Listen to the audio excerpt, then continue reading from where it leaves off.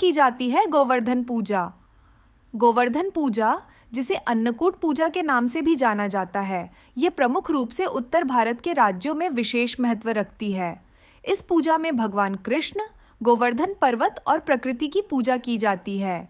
यह त्योहार लोगों को प्रकृति और धरती के संरक्षण का महत्व समझाने के लिए भी मनाया जाता है। गोवर्धन पूजा की पौराणिक कथा। गोवर्धन पूजा का संबंध भगवान कृष्ण की एक महान लीलाओं से है। पौराणिक कथा के अनुसार जब भगवान कृष्ण वृंदावन में थे, तब उन्होंने देखा कि गांव के लोग इंद्रदेव को खुश करने के लिए उनका पूजन और बलि चढ़ा रहे हैं। भगवान कृष्ण ने ग्रामीणों को समझाया कि हमें इंद्रदेव की बजाय गोवर्धन पर्वत की पूजा करनी चाहिए, क्योंकि गोवर्धन पर्वत हमारी फसलें और पेयजल का स्रोत है। कृष्ण की सलाह पर ग्रामीणों ने गोवर्धन पर्वत की पूजा की और इंद्र की पूजा रोक दी।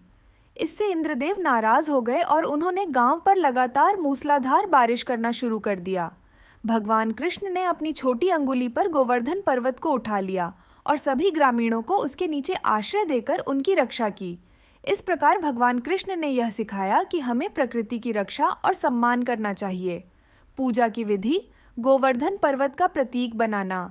इस दिन गोबर, मिट्टी या चावल आदि से गोवर्धन पर्वत का प्रतीक बनाकर उसकी पूजा की जाती है। भगवान कृष्ण की पूजा। इस दिन भगवान कृष्ण की प्रतिमा या चित्र को सजाया जाता है और उनकी पूजा की जाती है। अन्नकूट भोग। विभिन्न प्रकार के पकवान और मिठाइयों का भोग भगवान को अर्पित किया जाता है, जिसे अन्नकूट कहा जाता है। गोवर्धन परिक्रमा। कुछ स्थानों पर लोग गोवर्धन पर्वत की परिक्रमा करते हैं। यह माना जाता है कि इससे विशेष पुण्य की प्राप्ति होती है। गोवर्धन पूजा की प्रमुखता। गोवर्धन पूजा के दौरान विभिन्न स्थानों पर मेले भी लगते हैं, विशेष रूप से मथुरा और वृंदावन में। इस दिन वहां बहुत बड़ी संख्या में भक्त आते हैं और गोवर्धन पर्वत की परिक्रमा करते हैं।